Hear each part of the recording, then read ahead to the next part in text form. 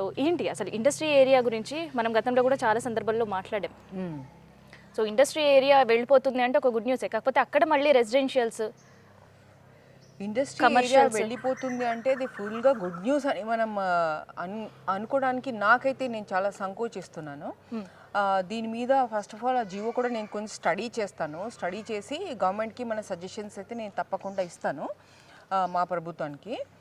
అట్లాగే నేను అనుకుంటాం ఆపోజిషన్ కూడా ఎక్స్పర్ట్స్ కూడా అందరూ ప్రభుత్వానికి సజెషన్స్ ఇవ్వాలా. ఓకే, ఎందుకంటే ఈ ప్రభుత్వం ఎప్పుడైనా మనం మార్చుకుందాం, మనం చర్చించుకుందాం అని చెప్తుంటా ప్రభుత్వం. ఇది as a first I want to tell that. Second ఏంటంటే ఏదైతే ఇండస్ట్రీస్ నాచరం ఈస్ట్ నుంచి బాచుపల్లి వెస్ట్ దాకా తీసుకోండి మీరు, టోటలీ ఇర్రివర్సబుల్ డ్యామేజెస్ అయి ఉన్నాయన్నమాట.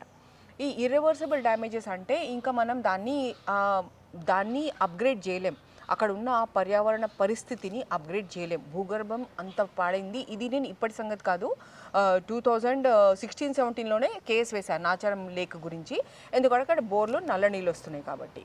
సిమిలర్లీ చిన్న చెరువు రమ్మతపుల్లి చిన్న చెరువు కూడా 2-3 డేస్ బ్యాక్ కూడా ఫిష్ కిల్స్ అయినాయి. ఓకే, అందులో కూడా మొత్తం ఐడిఏ వాటర్సే వస్తూ ఉంటాయి. సో ఇట్లా ఈ పరిస్థితుల్లో ఈ ఇండస్ట్రీస్ వాళ్ళకి స్థాపన చేస్తున్నప్పుడే వాళ్ళకి అన్ని డైరెక్షన్స్ ఉన్నాయి. ఈ పర్యావరణం ఈ లెవెల్లో రాకుండా ఉండడానికి ప్రతి డైరెక్షన్ ఉన్నది వాళ్ళకి. అంటే వాళ్ళు ఆ డైరెక్షన్స్ ఉల్లంఘించారు కాబట్టే ఎవరైతే ఆఫీసర్స్ దాన్ని ఓవర్సీ రెస్పాన్సిబిలిటీ ఉందో అలా కాకుండా ఉండడానికి వాళ్ళు కూడా డ్యూటీ చేయలేదు. వీళ్ళు కూడా ఏవైతే పాటించాల్సిన ఏవైతే ఉన్నాయో అవి పాటించలేదు గైడ్లైన్స్.